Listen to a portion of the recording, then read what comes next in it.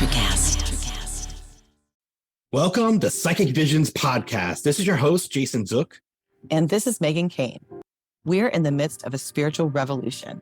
Our mission is to share and explore mysteries of the paranormal universe with our guests and you, our listeners, as we discuss healing, spirituality, life after death, and more. Psychic Visions Podcast, more than meets the eye. Hey guys, welcome back to Psychic Visions Podcast. We're your hosts, Megan Kane. And Jason Zook. And we're so excited to have you back because tonight we have Jennifer Neville. And y'all, she's great. She is a really well-known tarot reader and astrologist on YouTube. Her channel is Little Girl Lost for those of you who know her, and those of you who don't, now you do. And she's really great. Actually, Jason and I were curious about what she did. We didn't know, we didn't know anything about, because she does do some of the collective readings, and Jason and I do more one-on-one readings. We've done group things, but it's always, the message always has been like delivered to the person. And Jennifer does collective readings where it's like for the masses. And Jason and I were wondering, like, how does that work? And we actually watched one of the videos. We tried it out. Yeah, we tried it out. We watched one of the videos. It was baffling, like how head on it was. It was so weird because I was like, how is this gonna, do you think this is gonna work? Like, how's this gonna work when we reached there and we're only picking from 3 cards? It was on point. So on point. It was so weird. It was like, and so specific. It was so weirdly specific too. Because you chose 2 and I chose 3, something like that. But anyway, then she goes and she reads what the message is, like for depending on what your card you intuitively chose. And it was so on point. We were like, okay, that's amazing. That's so cool.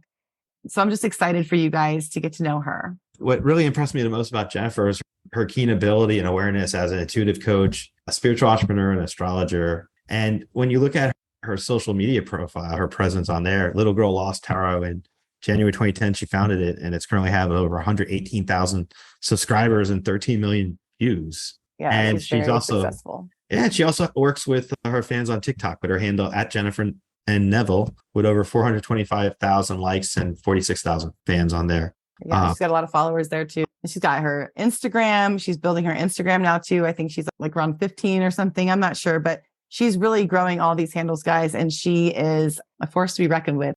Getting to know Jen has just been, and for the listeners, we've gotten to know Jen. She's our friend now, and she's amazing. And I'm so excited to share her with you guys. Some of you guys might already know her, watch her on YouTube, follow her on Instagram. She's got a lot going on, and I really don't want to wait any further. Let's go ahead and bring her on. Welcome on, Jen. Hi, Welcome, Jen. thank you guys so much for having me. So excited to be here. So happy that you're on with us today. And I know our listeners are going to learn a great deal about you, about themselves, and about astrology and tarot. And let's get right into it. For those listeners that don't know, Jen Neville is a tarot reader, and I've seen her do some mediumships, intuitive readings, some tarot. And Jen, can you just tell our listeners, like, where did this begin for you? When did you first know you were intuitive? Can you just take us back to the Little Girl Lost? I'm guessing that's where the name comes from. We're going to get into that too. But where did this stem from for you? When did you start this journey?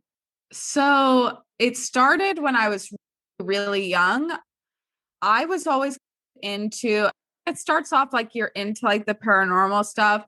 My mom's side of the family, they're from the Dominican Republic. So I would spend my summers over there with my grandmother, and my grandmother was very spiritual. She was into mediumship.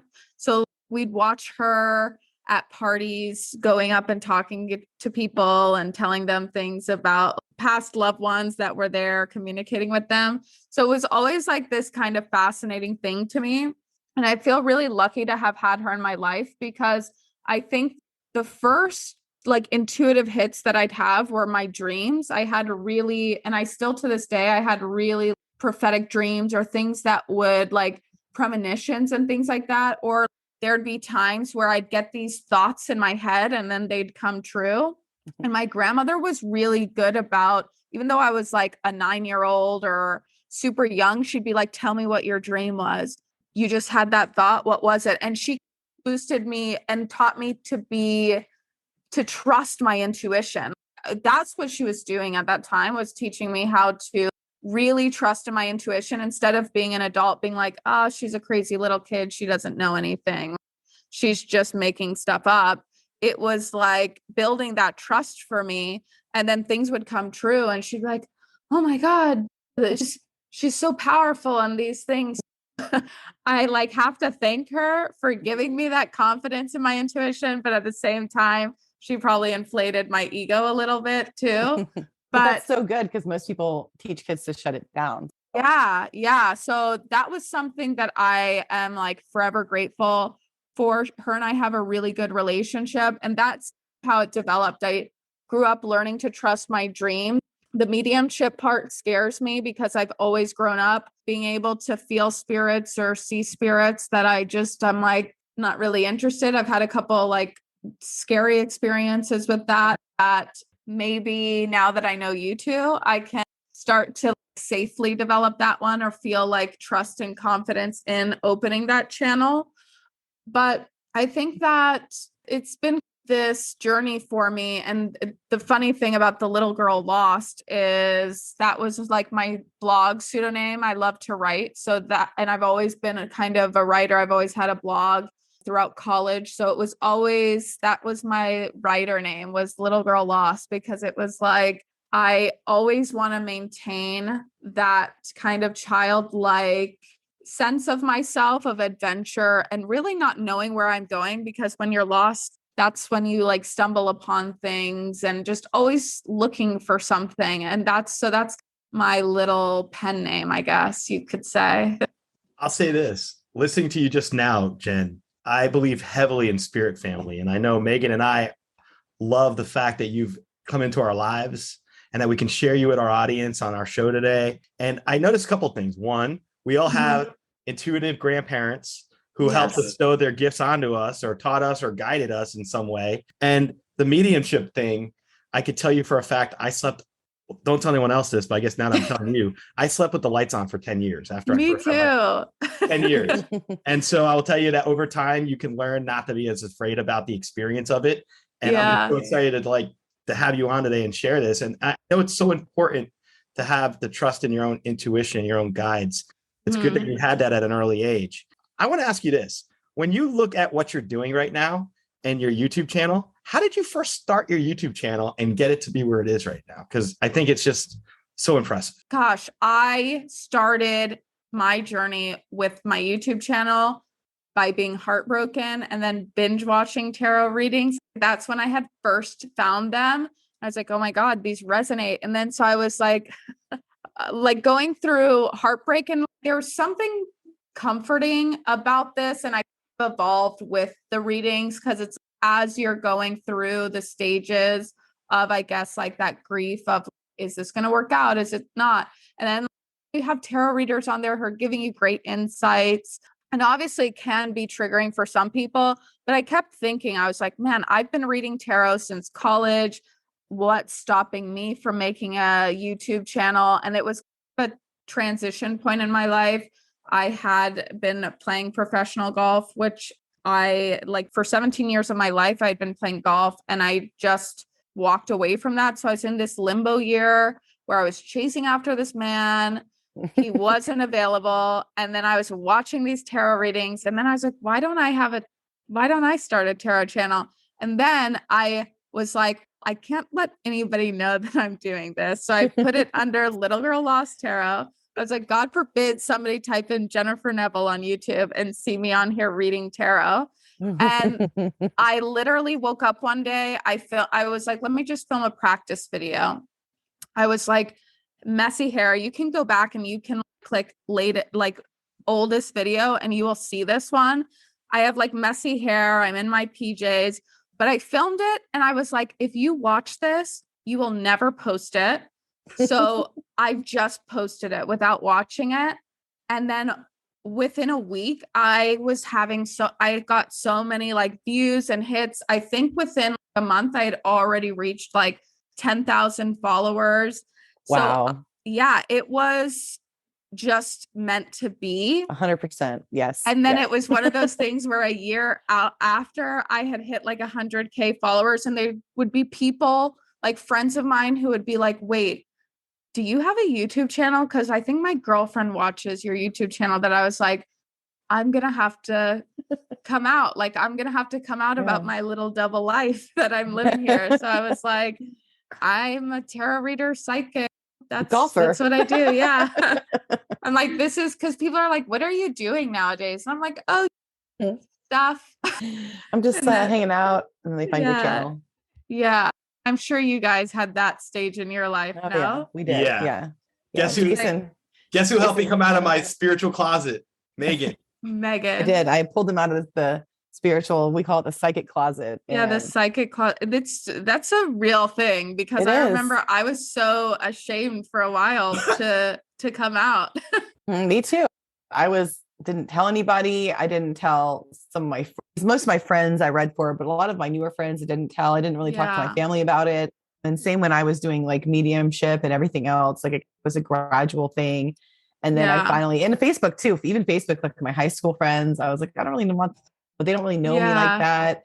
So it was definitely a challenge, but now I'm so liberated. I've come out of all the closets.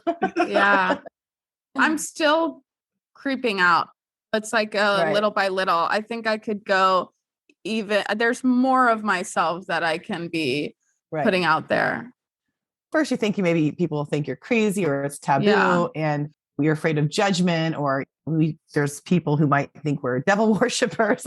Like different people jump to so many conclusions sometimes when they don't know about something. But I'm so glad that you're out. I'm so glad that you're on the show with us now under your name. No pseudonames today. No pseudonames. We're all out now. And that's so great. So you started with tarot and then it moved into astrology. When did astrology come into your life and into like your realm of spirituality? So actually it started with runes. My grandmother gifted me her set of runes. I actually have a rune tattoo on the back of my ear that's like dedicated to her. So that was my first tool that I used. And then my hairdresser, who I was close with, had gifted my mother she would read my tarot. And then she had gifted my mom a set of tarot cards and my mom gifted them to me.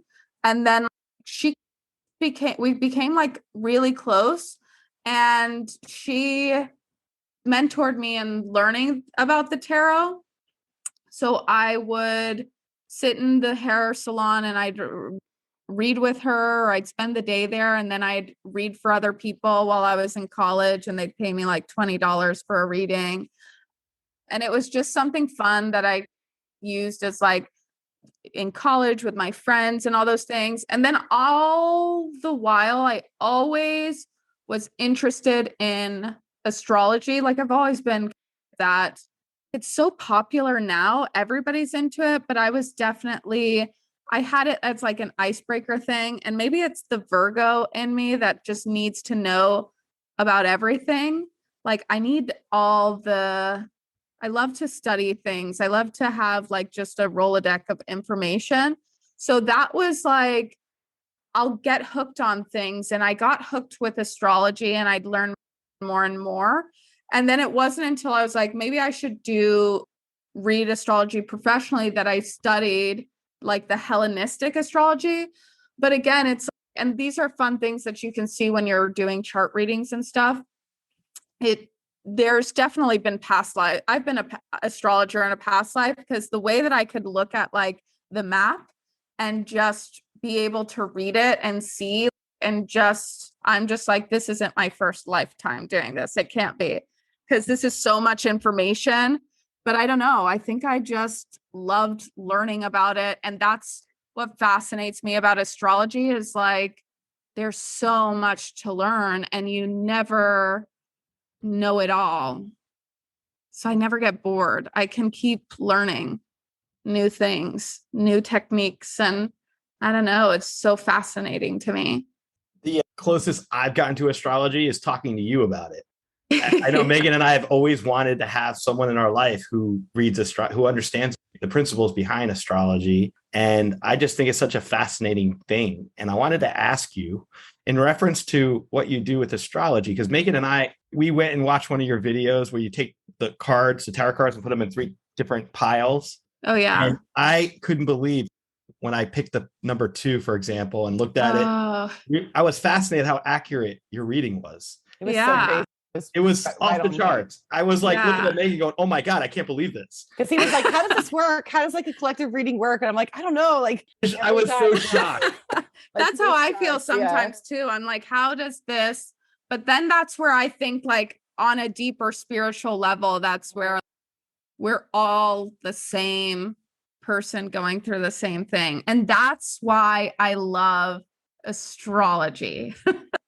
So amazing. Because astrology, like the collective, it just makes sense. It makes sense to me why we all go through similar things, why these collective readings work, because this is a collective energy. Now, the way that it affects your chart is based off of your rising sign and the areas in life that you're feeling it.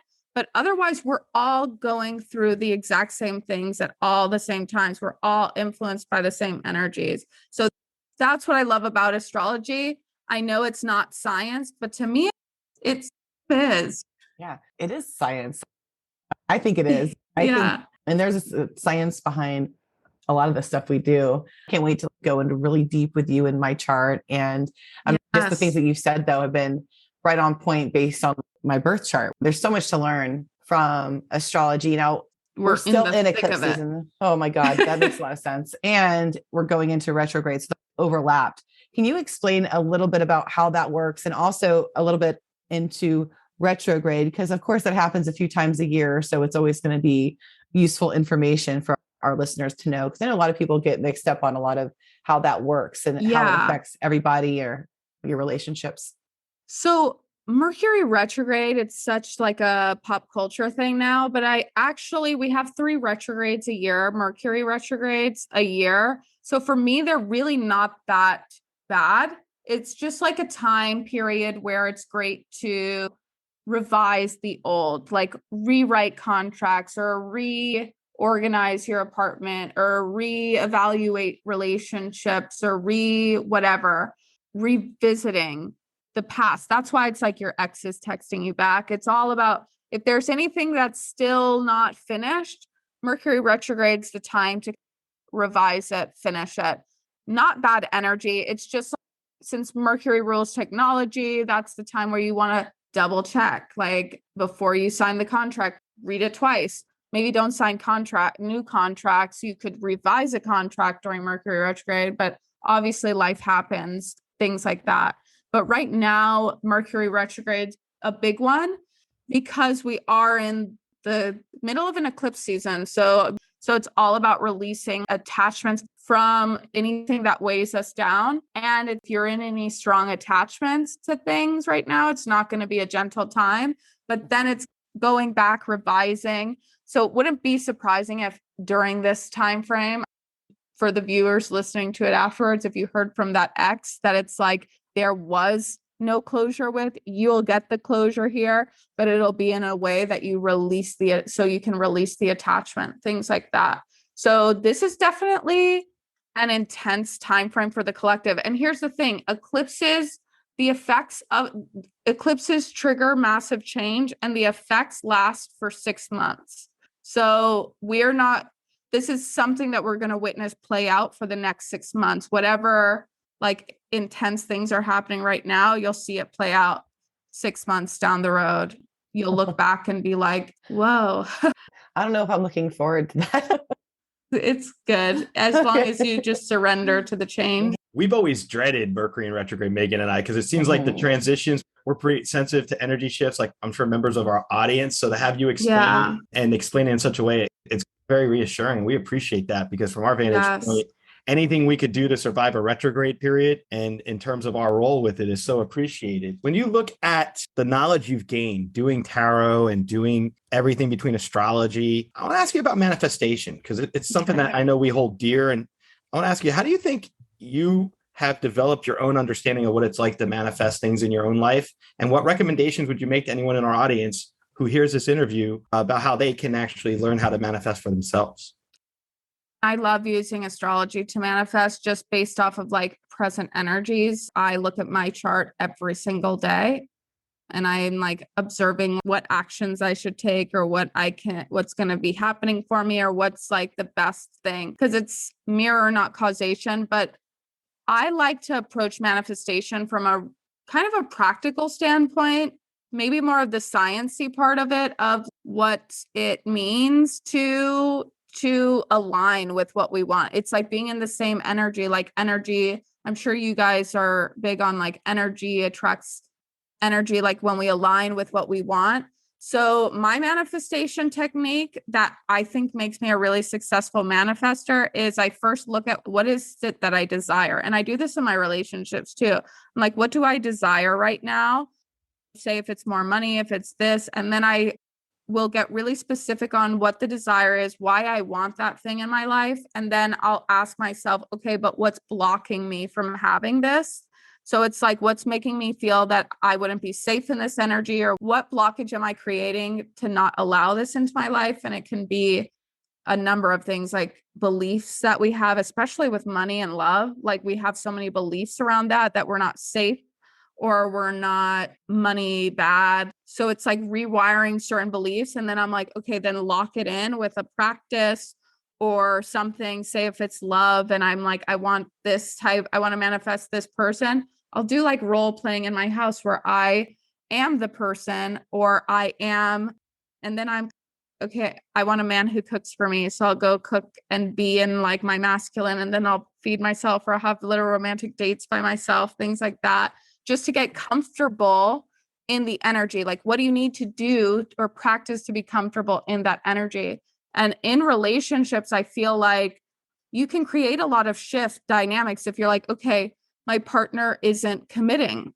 So then I look at myself and I'm like, okay, where am I not in the energy of commitment in my life? And then that's how we can start to navigate and shift if we're just looking at people as those mirrors of what it is that we want. And sometimes you have to make those tough decisions to up level, right? That's my eclipse season lesson. Level up. Level up. If that person's not giving you the commitment, then commit to yourself and finding that commitment. I 100% agree with that. Love I went through a similar eclipse type energy before I met my husband too. Love yourself and then your energy is going to align with that, right? Exactly. Yeah. Because you're like attracts like, you're attracting that energy. Or sometimes if you're over psyching yourself out over something, you have all this fear-based energy around a situation, what's almost welcoming in that thing that you fear the most, because the universe, God, your higher self is going to be like, hey, this is what you fear the most. Look at how strong you are. Here's this challenge. You're almost bringing on that challenge when you fear it. You know? You're asking for it almost, because it's like when you're fearful about money, then you're going to be broke. When you're fluid with it, you see the money coming to you and you don't stress about it. And when you might have a bill to pay and you're stressed, put it up, give it up to God, do what you can do, or the universe, you usually will be on your path. It's pretty interesting how that works. And so, exactly. Manifesting the worst. Yeah, that's exactly the fear. It's what do I need to do to feel safe in the energy of money? Definitely. Yeah. I love that. I want to ask you this, because this is something that I'm just observing from our conversation, hanging out with you and knowing Megan as well as I do. I have this my own theory that when you're highly intuitive, you're also highly creative. Just getting to know you, you reinforce that theory because you're highly creative and you're highly intuitive. I want to ask what your reflection is on that in terms of the relationship between being creative and being intuitive, psychic. How do you feel they correlate with each other? That's a really good question. There's this book by Steven Pressfield. It's called The War of Art. And I feel like it describes it perfectly. I think you have to be tapped in. And I think that the key to tapping in is emotions. I think we know this from like High Priestess Empress in tarot. It's like the way that and that's what I love about tarot too. It tells the story, right? It's like the High Priestess, she's like that's our intuition. And then the Empress like gives birth to that. And he talks about it in his book, which is you read all these different authors and writers. Who else talks about it? Maybe Joe Dispenza, where they talk about going into the void, and in the void, you get the downloads. And then he talks about it. He's like, the book's already written. You just have to tap in, or like your thing is already done. your art's already created. You have to tap in to that sphere, that dimension, that it's all. And I remember reading that and being like, oh my God, like this is, I feel like I wouldn't even have to read that book. That's some of the channeled messages that I had already gotten. But I think that's intuitively and creative linked together. It's like that you tap in, and it's emotions are the key. And that's why it's like not fearing your emotions and letting yourself feel them is where I think we get those intuitive hits, and we're able to transmute those energies, whatever they are, into like whatever our art is or whatever our creativity is. I think that's like magic. I don't know. It's so powerful. It is. I agree. I never did I did like art for fun, but I didn't really know I had that ability until I was really tapping into my intuition. I'd gone through like big spiritual awakening at 18, even though I had the gift as a kid, but reopened, so to speak, when I was 18. So by 24, one day someone asked me to paint something for them. And I was like, for fun, sure. Like they had it out and I was like, okay, I'll try. And I was able to paint. And I pretty much just was channeling. I know what I was doing when I did it because I had that experience. And I went to a different place and I went into like my mind's eye, kind of like where I go to see things on the other side or the other planes or whatever. And I was almost able to go there, find an image and then project it through my third eye onto the canvas, tune out, and then just follow what I'm seeing in my eye. It's really interesting, but I always channel when I paint, and then I ended up selling paintings. So I feel like there's so many different, for our listeners, if there's something you think that you can't do, or you might be selling yourself short, there's other hidden talents that we all have that we can tap into at a later age, especially once we've tapped into our intuition and we're opening up these different sides of ourselves, or maybe even, like you said, tuning into something different, another spirit, or even a past life, the things that you've already created, because time, of course, is not linear. That's just the perception that we have. Oh my God. Yeah. We're in these bodies. So it makes total sense to me what you're saying. And I'm really glad you brought that up, Jason, because I know we're all very like creative people. And I definitely think that it goes hand in hand. And touching back on what we talked about earlier, you being guided from being a professional golfer, which a lot of people don't make it to be a professional anything. Yeah. We try, we're all just trying, but especially in a sport, like you really have to be disciplined, focused. And in golf, it takes a lot of mind over matter. And it's a lot of saying where the ball's going to go before it goes there. You're visualizing it, you're sending it there, and the hands are just the follow through. Even with golf, I'm sure that you use a lot of your intuition and being able to put yourself in another place. I don't know, just to see like how the grass is. And I could totally see myself using my intuition when I do play for fun. I do play for fun. Yeah. So not professionionally, no one would ever pay me to play. I pay to play, but I do mini golf. That's my limit. He'd school us. But where I was going to go with that is you being guided to do your YouTube channel, going back to that, it blowing up overnight. I could say that's the same thing that happened for Jason's other podcast, the same thing that happened for me when I finally put my art on Etsy, because that was my whole journey. I finally put on Etsy, blew up overnight. I had accounts with Lowe's and all these big names. I was carrying my stuff, and it was like it was meant to be. And I totally believe that you're just following your intuition, and your great grandmothers, your grandmothers, a lot of different ancestors are guiding you.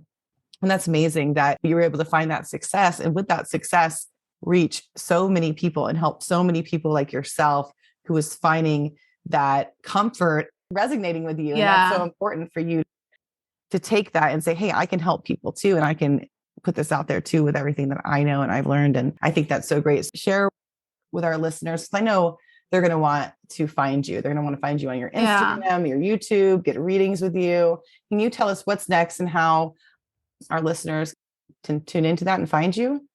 So what's next? I'm still doing my YouTube channel. I switched it up now, and I just do more collective readings where I'm uploading every single day stuff. And they are more love-based, but I try to put some in where it is external messages that aren't love-based, like more of the guidance and things like that.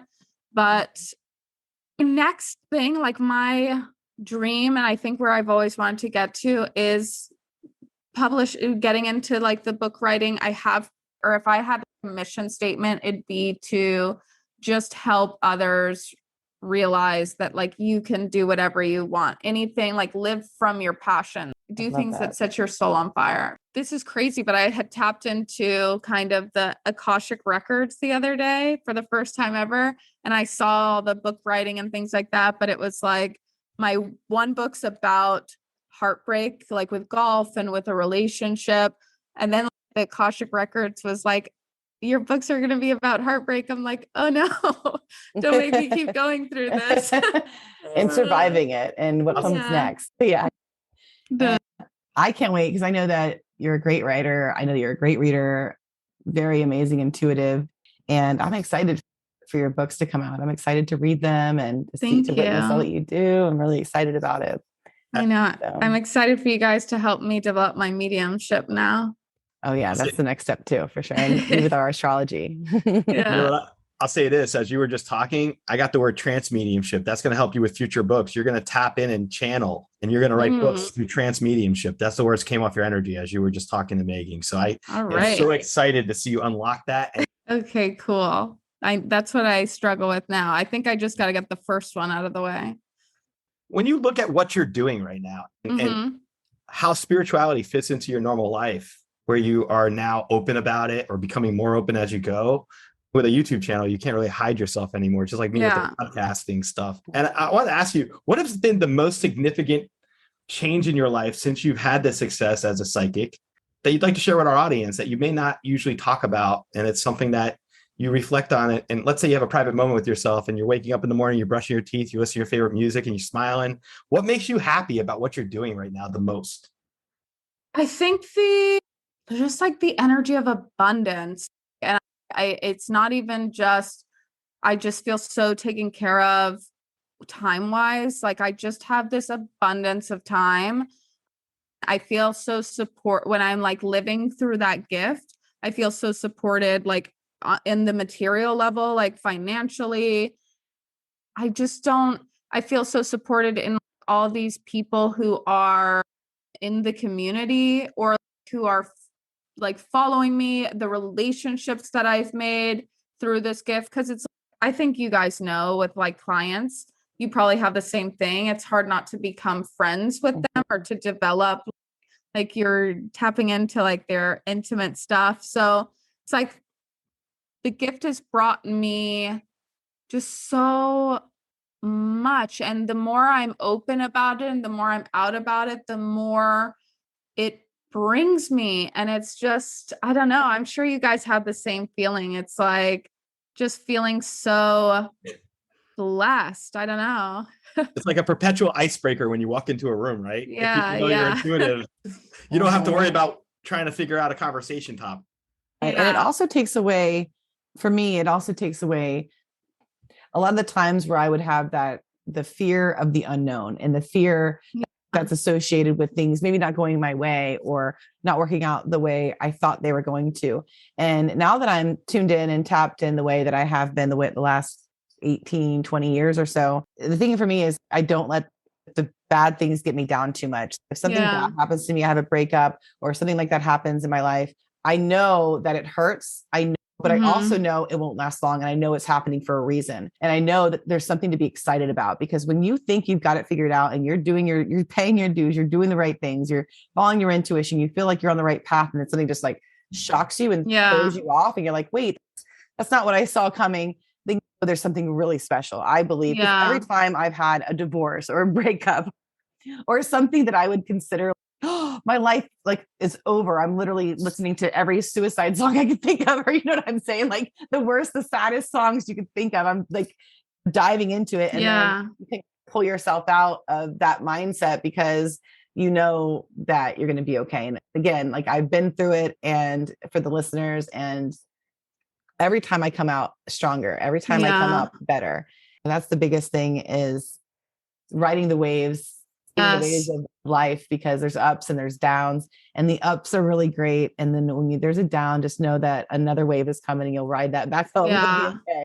And I think I've been through so many ups and downs that it's like, I do have moments in the downs, and maybe that's part of like my tortured artist inside of me, that like when I am sad, I'm like, God, this is so amazing. Like you're alive. Like when you're feeling that deep sadness, it's also beautiful because you're alive. I can use this to create. I'm like, oh yeah, this is my second book right here.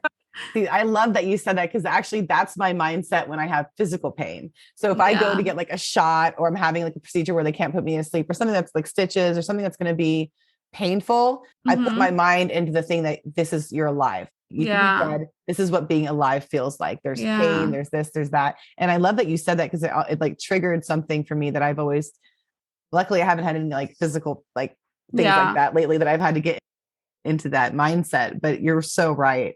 And that's another great tool that I learned along the way that I've learned. Spirituality. Yeah. And through spirituality, there's so many tools that you gain, and it helps. It's literally survival. It's survival on this plane. This is a hard, Earth is not an easy place to come to. There's a lot of negativity here. There's darkness, and you have to just keep finding that light within yourself. Yeah. And finding people like yourself and Jason, that's what's helped me personally, is finding my spirit family and finding people who vibrate on that higher frequency to keep reminding me, because we all can get low. We all can get on a funky vibration. And it's great when you have those people around you to pull you back and say, remember? Because I know that Jason's pulled me out of things. Like real quick, one time when I lost my cat, like I'm a medium. I talk to people on the other side for years. I've been seeing dead people since I was little. Yeah. This is my cat. And I'm like, oh, where'd he go? What's happening? Is there a God? Where do cats go? It really made me question everything, losing like my familiar, my pet. And anyway, Jason was able to bring through my cat. Anyway, it was just so healing for me. Yeah. There's so many things that you learn through those grieving processes, and learn that everything's going to be okay. And you second guess things, but then you come right back where you were. And a lot of times, even us spiritualists and people who practice and teach, like we all have moments where we have to like, okay, everything's going to be okay. Yeah. Well, and that's why eclipse season. Oh my God. The universe like gifted me you guys, because I had been like getting all my ducks in a row. And then I met you guys. I had been in like a limbo. Then I felt inspired while I was in your shop. I was like, maybe I should come and work in a shop. Let me see. Then I had reached out to you, met you guys, instant click. And then 4 days later, I'm like, all right, we're doing it. We're walking away from this situation. We're ending it. And I think I wouldn't have been at that point had it not been for this kind of new group of people showing up for me. Give me chills. It's beautiful. I'm so grateful. Gratitude is so powerful. And I have to say, Megan, you may have called me about your cat. When I had my cancer, you were my bedrock. You got me through that, for that whole healing process. And that's what I want to bring up to you too, Jen, is the healing aspects of being intuitive. So many times it's just part of our daily lives now. We're used to it. We're used to give somebody some clarity, some reassurance. Have you really thought about how the value of your work can heal others? Because I think that's just something that needs to be touched on and highlighted, is the value that we do on a daily basis in this post-pandemic society. It's just so important. I think sometimes I overlook it until somebody, like I get feedback of somebody I really needed this. It's interesting because I talk about in the book that I wrote, it's all about me trying to fill a void through golf and through relationships and not being satisfied. But I don't talk too much about this part of my journey in that book, but that void, that emptiness, it's not there when I'm doing this work, just because of that healing aspect, and knowing that me just doing this, and it's like me just doing it out of fun, and it's helping people in a way. And that's the part that I do sometimes overlook until I get that feedback. You don't know how much I needed this. And then I'm like, damn, that's cool. Yeah. It makes you feel so validated, and also like you're doing good work. Like you're helping people. That's the best part of it for me too. Or people say, hey, this happened. You predicted this and this happened. That also is validating too. It's nice. So good. I'm glad I was right about that. I didn't steer you wrong. So yeah, it's a journey. We're always learning. We're always picking up new things along the way. And the universe is always bringing more people into your life, I think, to help with the different roads that you're on, the different parts of that path. And I definitely believe that we're all in cahoots for a reason. Yes. And I'm really excited because I know this isn't going to be the last time that you're on our show. For sure. Yeah. Absolutely. We definitely have a bunch. So we're excited because, especially with coming on, especially with the shifts in energy and letting our listeners know what to expect. And I think that would be really cool too, because I had been so busy that I didn't even know we were going into eclipse season. When I met you, I was like, oh my God, this makes so much sense. Look back at November, like themes from November 19th are going to be showing up.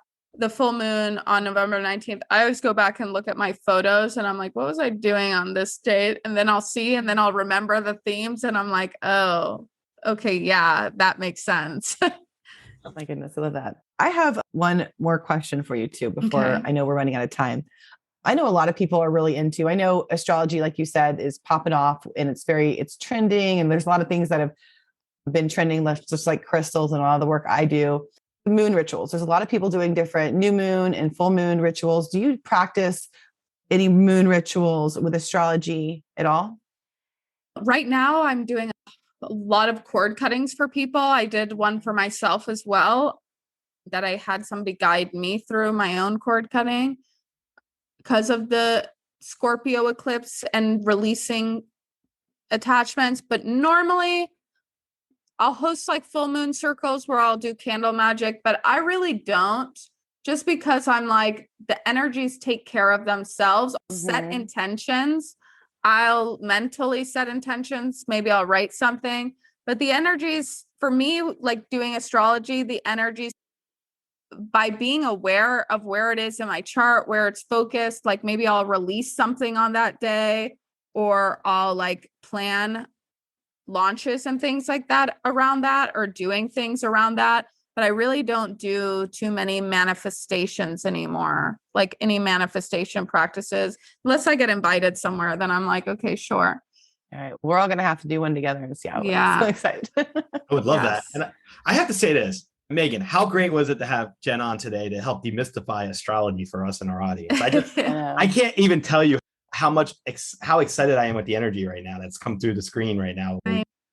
I know, this is what I needed too. It's like a pick me up. And I'm just so appreciative that you came on the show and that we met you and that Megan introduced us to you. And I love the fact that you're able to share your gifts with our audience and have the courage to come on and express your vulnerabilities. I really want to thank you for coming on. And Megan and I were talking about this interview for a while, and it's just so nice to have it happen. Thank you guys so much for having me. I love coming on and talking with you guys. Well, we're going to have you on again. There's no doubt. Yeah, we think you're amazing. And for all of our listeners, go find her, follow her on YouTube, follow her YouTube channel. She has 2 of them. You can find her one under her name, one under Little Girl Lost Tarot. And then she also goes by her name on Instagram. It's just your first name, first and last name. And I know that we're following her and we love her posts and everything that she is putting out there, is guided to put out there for everybody. And next is the book, and the sky's the limit from there. And we're here for you. We're so excited to be a part of it. Thank you. And we'll be seeing you like tomorrow. So yeah. All right. Awesome. Thank you guys so much for having me. We appreciate you. Thank you. Right. Until next time.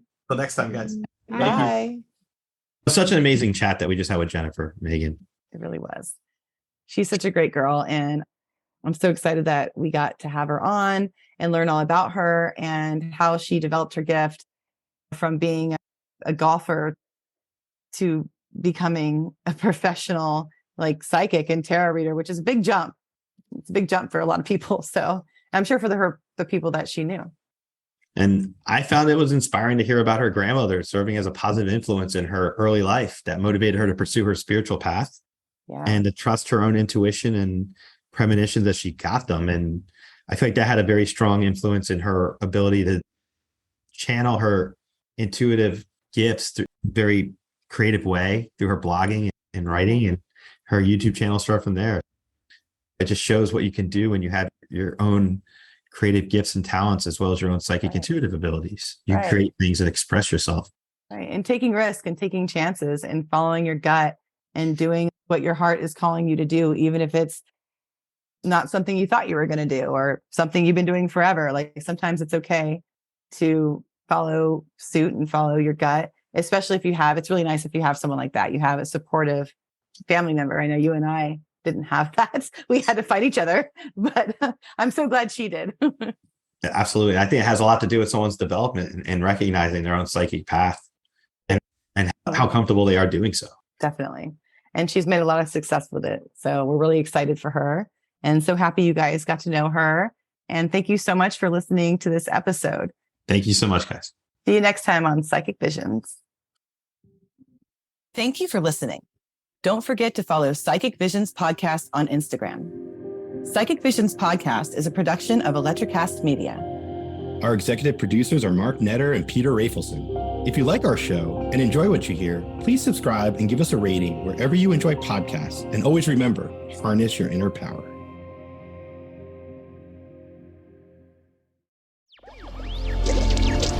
Electrocast. Welcome to the Candle Power Hour. Come with us backstage behind the scenes of show business spanning over 4 decades and bringing you the experiences that can only be told by the people who were there. Our guests are from the A-list, the F-list, and everyone in between. Get set for some of the most insane, hilarious, and inspiring stories you will ever hear. I'm Mercury. And I'm Diego. Your hosts for the Candle Power Hour. Ever thought about starting your own podcast? Do you have a business or a message you want to share with the world? Well, now it's easier than ever with Electrocast. Hi, I'm Mark Netter. And I'm Peter Rafelson. We're the founders of Electrocast Media. Whether you want to start a new podcast or already have one, join Electrocast to grow your audience, monetize your content, and build your community. With our simple sign-up, you get free promotion, world-class analytics, premium ads, and personal support. Go to electrocast.com and join our community today. Electrocast. Transform your influence. Electrocast. Electrocast.